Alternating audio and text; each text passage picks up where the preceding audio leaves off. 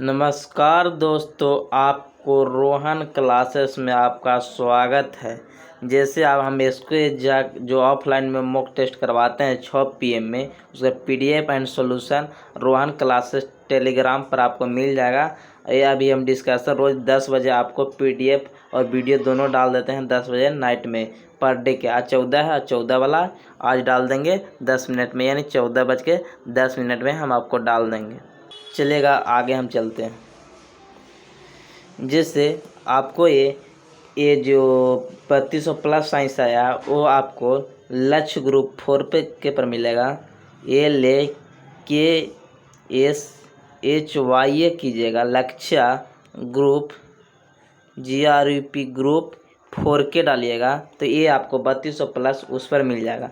चलेगा, यहाँ से हम शुरू करते हैं पहला क्वेश्चन।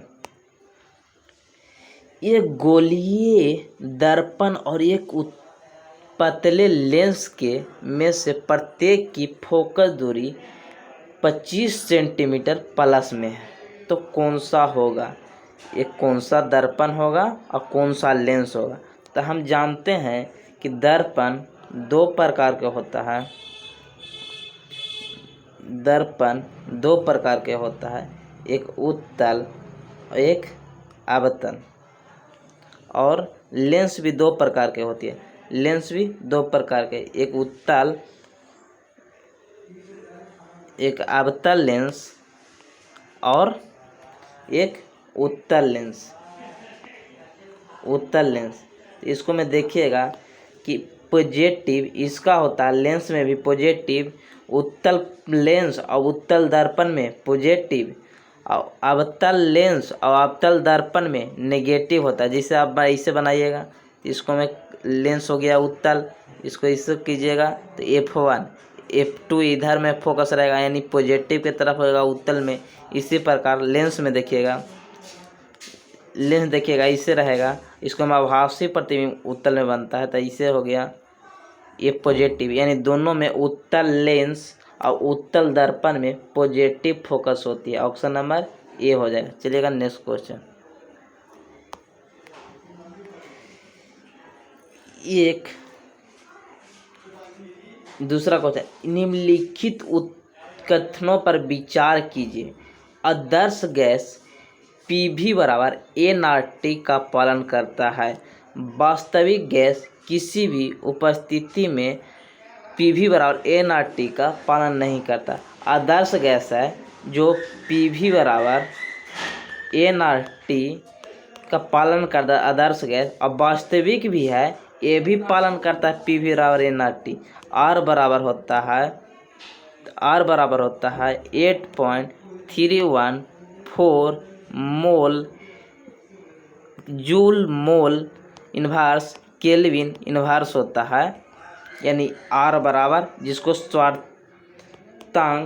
जिसको हम स्वार्थिक गैस नियतांक कहते हैं, स्वार्थिक गैस नियतांक कहते हैं। R बराबर 8.314 जूल मोल प्रति केल्विन होता है, यानी ऑप्शन नंबर ए सही है, दूसरा गलत है, यानी केवल एक सही। ऑप्शन नंबर ए हो जाएगा। चलिएगा नेक्स्ट क्वेश्चन। निम्नलिखित विकल्पों के लिए दिए गए कथनों से कौन सा कथन असत्य है? गलत को पहचानना है। तो वायुमंडलीय अपवर्तन के कारण तारे टिमटिमाते हैं। अपवर्तन के कारण तारे टिमटिमाते हैं, ये सही बात है। तराशा हीरा पूर्ण आंतरिक प्रवर्तन के कारण तेज चमकता है। हीरा का चमकना पूर्ण आंतरिक प्रवर्तन होता है, ये भी सही है। तीसरा देखिए, प्रकाश के प्रवर्तन के कारण पानी में पड़ा सिक्का थोड़ा ऊपर उठाई दिखता है। नहीं, अपवर्तन के कारण सिक्का उठा होना या छड़ी उठा होना दिखाई देता है, यानी ऑप्शन नंबर सी गलत है। चौथा देखिए, प्रकाश के प्रकीर्णन के कारण प्रकाश में समुद्र का रंग नीला दिखाई, किरण यानी रंग के बात करेगा तो प्रकीर्णन हो ही जाएगा, यानी ऑप्शन नंबर सी गलत है, तीनों सही है। चलिएगा नेक्स्ट क्वेश्चन। इसको में देखिएगा, बिजली के खपत बिल किसके मापने पर आधारित है? तो इसको में पहला ऑप्शन है वाटेज और दूसरा है वोल्टेज। तो हम जानते हैं कि 1 किलो वाट बराबर 1 यूनिट होता है, यानी इसी को हम वाटेज कहते हैं। वाटेज 1 किलो वाट आवर को हम वाटेज कहते हैं, यानी ऑप्शन नंबर ए हो जाएगा। ओम तो प्रतिरोध के है और ये धारा के है और वोल्टेज विभवांतर के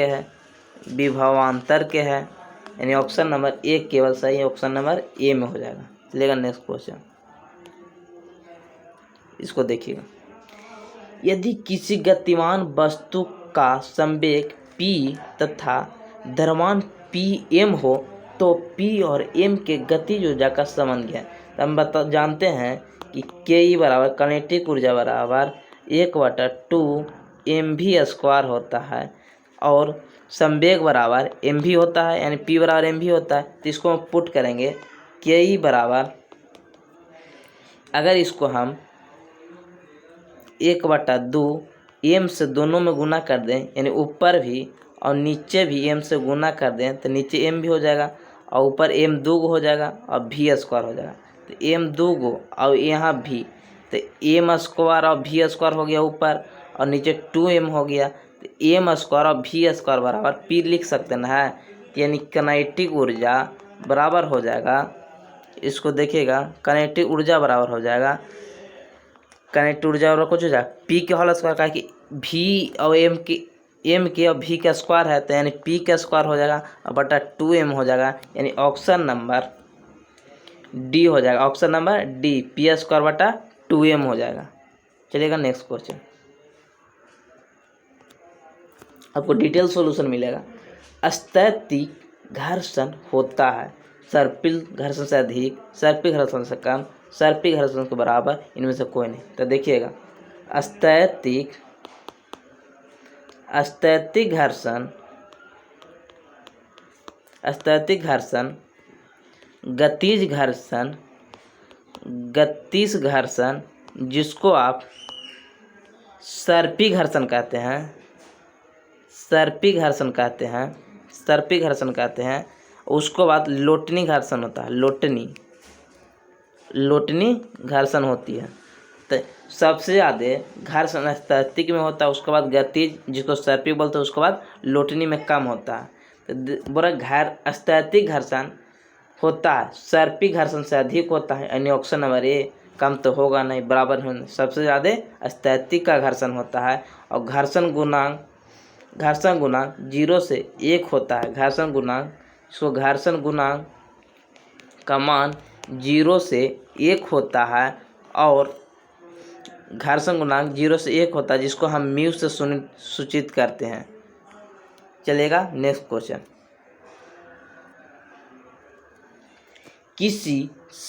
किसी समय अंतराल में विस्थापन का परिणाम समय अंतराल में होता है वस्तु द्वारा, मतलब किसी समय में विस्थापन का परिणाम उस समय के वस्तु द्वारा होता है तय की दूरी से हमेशा बराबर। मान लीजिए ए से कोई वस्तु चला और सीधा चला बी पर चला, ठीक, तो विस्थापन कितना हो गया, मान लीजिए 5 किलोमीटर, तो 5 किलोमीटर हो गया। लेकिन कोई वस्तु ऐसे जाए, यानी दूरी, सबसे न्यूनतम दूरी को तो विस्थापन कहते हैं, तो ये दूरी ज़्यादा हो गया, तो कभी दूरी ज़्यादा हो सकता ना है, ऐसे जाएगा तो विस्थापन से ज़्यादा भी हो सकता है। दूरी विस्थापन से ज़्यादा होगा, काहे कि ये ऐसे गया तो मान लीजिए 8 किलोमीटर दूरी चला और विस्थापन 5 किलोमीटर था, तो विस्थापन हमेशा बराबर होगा। मान लीजिए कोई ऐसी चलता और दूरी भी यही था, तो कितना चल जाता, 5 किलोमीटर, तो कभी बराबर भी हो सकता है दूरी और कभी ज़्यादा होगा दूरी। तो इसको मैं कह रहा तय की दूरी हमेशा बराबर होती है, हमेशा कहाँ, कहीं मान लीजिए सरल में न चले, इसे टेढ़ा लांगड़ चले तो दूरी ज़्यादा बढ़ जाएगा, तो हमेशा बराबर नहीं होगा। तय की गई दूरी से अधिक होता है विस्थापन, तय की गई दूरी से अधिक होगा, कभी भी सीरियल चलेगा तो बराबर हो सकता है, ज़्यादा कैसे हो जाएगा, नहीं होगा। तय की दूरी हमेशा कम होता है, ये भी नहीं, कभी भी नहीं कम होता है। तय की दूरी से कम हो सकता है, सही बात है, मान लीजिए दूरी 8 किलोमीटर चला, ये 5 किलोमीटर चला, तो विस्थापन तो 5 हो गया, तो कभी कम हो सकता है, बराबर हो सकता है विस्थापन विस्थापन बराबर भी हो सकता है, और दूरी से कम हो सकता है, ज़्यादा नहीं हो सकता, दूरी से कम हो सकता है विस्थापन, यानी लेस देन। चलिएगा नेक्स्ट क्वेश्चन।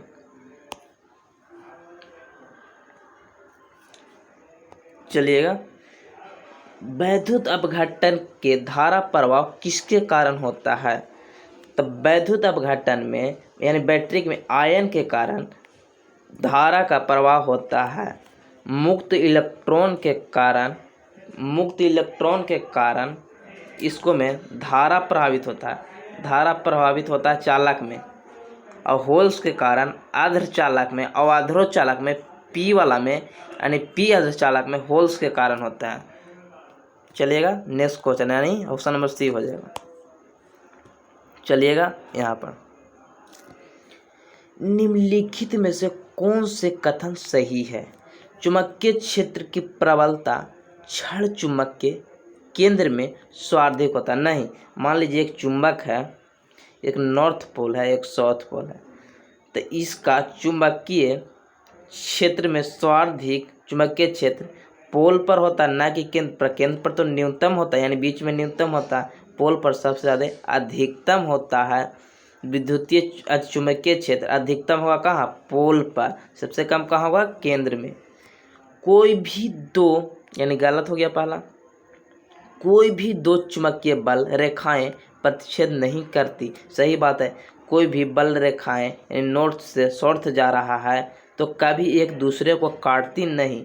ये संतत बंद पर पथ में घूमते हैं, नॉर्थ से साउथ जाते हैं और अंदर साउथ से नॉर्थ जाते हैं, यानी दूसरा सही है, कभी भी काटती नहीं है। चुंबकीय बल हमेशा एक बंद पर्क में निर्मित, बंद पर्क में तो चल ही रहा है, यानी आता है नॉर्थ से जाता है साउथ में, यानी बंद पथ में चल रहा है, यानी ऑप्शन नंबर 2 और 3 सही है। 2 और 3 कहाँ दिल है? डी में। यानी चलिएगा आगे देखिएगा, आपको विश्वास नहीं तो 14 तारीख 4वां महीना 2023 के किसान कोल्ड स्टोर यहाँ पर लिखा हुआ था, गुत्थे हुए आटे में बेकिंग सोडा मिलाने से क्या होता है? तो अगर गुत्थे हुए आटे में बेकिंग सोडा मिलाएंगे तो इससे क्या होता है? आटा में नमी आ जाती है, अच्छी गंध देने रहता है, अच्छी रंग, यानी कार्बन डाइऑक्साइड। कुछ में बेकिंग सोडा मिलाएं, जैसे आपको हम बता दें कि कोई भी सामान हो, जैसे गुड़, आटा में बेकिंग सोडा मिला दें या शराब में सोडा मिला दें तो CO2 ही देगा, यानी ऑप्शन नंबर डी जो CO2 दिल है वही। कुछ मिलावे बेकिंग सोडा के साथ तो वो CO2 देगा, बियर में भी मिला देगा तो CO2 देगा। चलेगा नेक्स्ट क्वेश्चन, समीकरण कॉपर और ऑक्सीजन के मिलाकर कॉपर ऑक्साइड का संयोजन किस अभिक्रिया है? तो देखिए A+B है, जो यानी C कोई प्रोडक्ट बनाया, और कोची तो ऑक्सीजन को CO में O2 जुटा है, यानी ऑक्सीकरण हो गया। अपक्षेपण होता है जब अपक्षेप यानी कुछ अवशिष्ट बच जाता है, यह द्विविस्थापन में होता है, ये द्विविस्थापन में होता है। जब दो विस्थापन होता है तो इसमें अपक्षेपण बनते हैं। उदासीकरण अम्ल और क्षार मिलकर बनाता है, अम्ल प्लस क्षार मिलकर बनाता है। और अपघटन H+Cl यानी टूटा तो अपघटन, जिसको आप वियोजन अभिक्रिया कहेंगे। चलिएगा ऑप्शन नंबर बी हो जाएगा। नेक्स्ट क्वेश्चन, निम्नलिखित में से कौन सी आयनिक यौगिक है? यानी आयनिक यौगिक आपको कहना है तो सीधे आप एगो पॉजिटिव आएगा, एक नेगेटिव आएगा आयनिक में, और आयनिक के कोई गुण के बात करेगा तो आप सीधा याद करिएगा नमक आप देखिएगा तो आयनिक मान लीजिएगा। अगर नमक के अलावा नमक वाला गुण नहीं प्रदर्शन करता है तो उसका संयोजक बंधन हो जाएगा। तो नमक वाला कौन कर रहा, तो नमक कुछ होता है NaCl, सबसे अच्छा जुगाड़ बता रहा है। ए प्लस हो गया, ए माइनस हो गया, यानी एक धातु होना चाहिए, एक अधातु होना चाहिए। तो इसको में कौन है, हाइड्रोजन है, तो यानी H हो गया, और Cn यानी -A हो गया। तो ये तो इसको में कार्बन, अच्छा हाइड्रोजन है, कार्बन है, नाइट्रोजन, 3 तत्व है। तो इसको में H है और Cn है, तो दोनों तो अधातुए है, तो होगा नहीं, ये धातु होना चाहिए। तो ये कार्बन है, एक क्लोरीन है, 2 भी अधातुए है, ये भी नहीं होगा आयनिक, ये भी नहीं होगा क्योंकि ये भी अधातु है। यानी धातु अधातु रहेगा तो आयन बंधन KCl आएगा, और जो नमक वाला गुण रखेगा उसको आयनिक बंधन कहते हैं। यानी इसको में उच्च गलनांक होगा, इसको में विद्युत का सुचालक नहीं होगा जब तक इसको हम जल न मिला दें, और कार्बनिक यौगिक में अब विलय हो जाएगा। जिसे दारू में नमक मिला देंगे तो अब विलय हो जाएगा, यानी ऑप्शन नंबर C हो जाएगा। चलिएगा नेक्स्ट क्वेश्चन।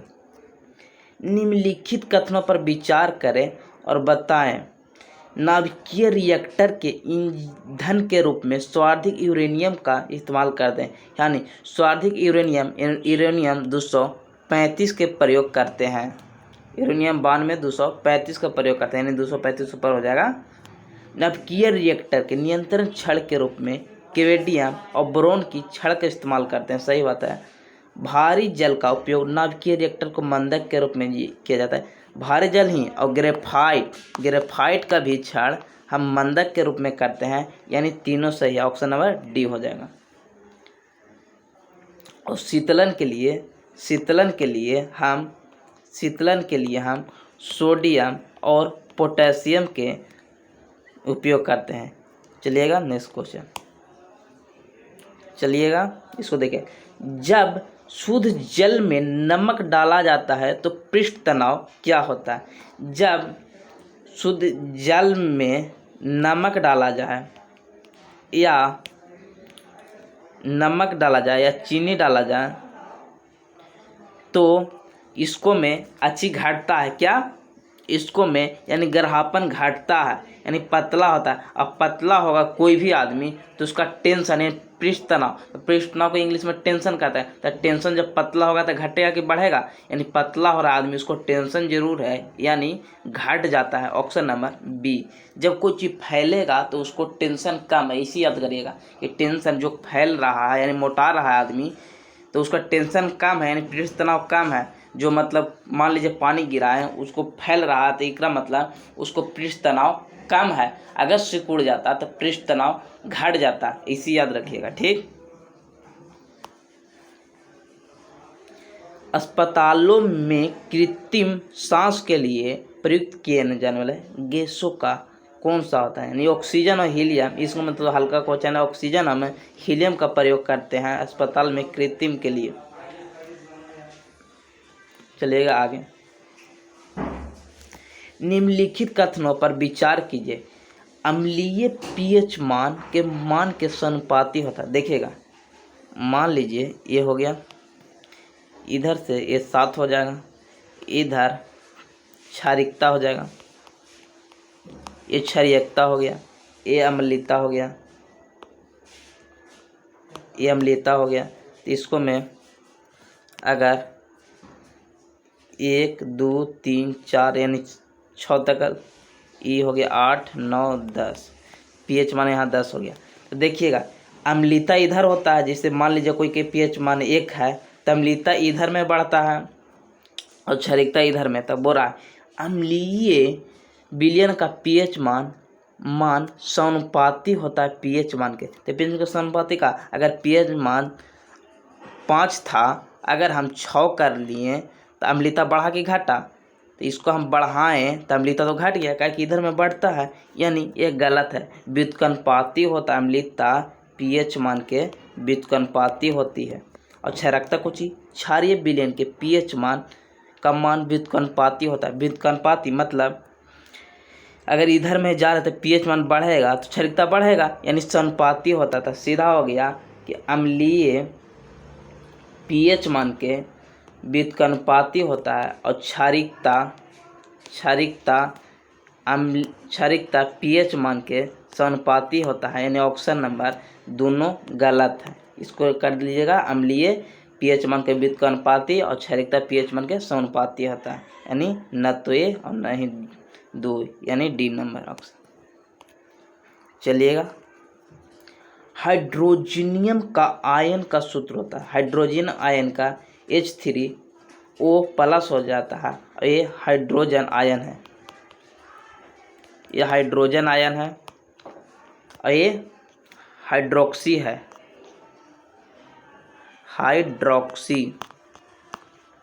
ये हाइड्रोक्सी है, यानी ऑप्शन नंबर सी हो जाएगा। चलिएगा नेक्स्ट क्वेश्चन।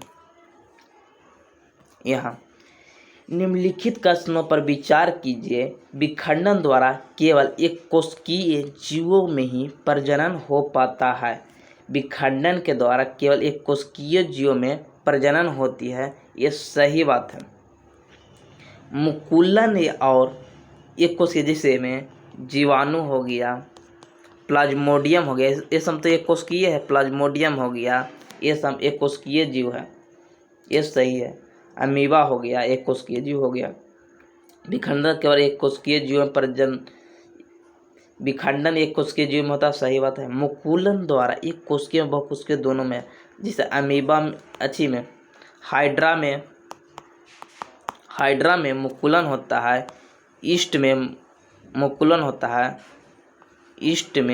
मुकुलन होता है, तो ये दो भी सही है, यानी एक, इसको हटा दीजिएगा, एक और दोनों सही है, ऑप्शन नंबर सी हो जाएगा। चलिएगा, जंतु कोशिका निम्न से कौन सा अनुपस्थिति होता है? जंतु कोशिका में अनुपस्थिति, यानी पादप में जो पादप में उपस्थित होता है, यानी सेलुलोज जंतु कोशिका में नहीं होता है। ये सेलुलोज की कोशिका भित्ति, इसको में पादप में पाया जाता है और इसमें रसधानी नहीं होता है और लाइसोसोम नहीं होती है पादप में, और सेंट्रोसोम भी नहीं होती है। पादप के बात कर रहे हैं, सेंट्रोसोम, राजधानी, लाइसोसोम, जिसको आप ट्रिक में सरला याद कीजिएगा। सेंट्रोसोम, राजधानी और लाइसोसोम नहीं होती है, यानी ऑप्शन नंबर बी। चलिएगा लास्ट क्वेश्चन। चेचक होने के कारण होती है, कौन सा है? वेरियोला वायरस, यानी लास्ट क्वेश्चन हो गया। ये वायरस से होने वाली चेचक बीमारी है। जय हिंद, जय भारत। आप सब्सक्राइब कीजिए और लाइक कीजिए और दूसरा को शेयर कीजिए, जिससे कोई का लाभ हो जाए, उसको पास भेजिए। जो मतलब पढ़ना चाहता है उसको पास भेजिएगा, ऐसे ही नहीं भेजिएगा, ठीक। आप हम रेगुलर वीडियो बार डालेंगे। आज तो लास्ट डे हो गया, आज तो लास्ट हो गया। आज के बाद नहीं होगा, आज के बाद सोमवार को होगा, यानी सोमवार के अब सर 17 तारीख के पढ़ाएंगे, उसको आप वीडियो डालेंगे। और ये 2 बोला कि हम एक संडे को एक स्पीड टेस्ट, यानी 40 क्वेश्चन के संडे को आपको हम एक करा देंगे। हर सप्ताह में करवाएंगे, एक बार में मत लीजिए, 5 दिन होगा, यानी 100 क्वेश्चन, उसको हम रिवाइज भी करवाएंगे। आप बने रहिए चैनल पर। जय हिंद, जय भारत।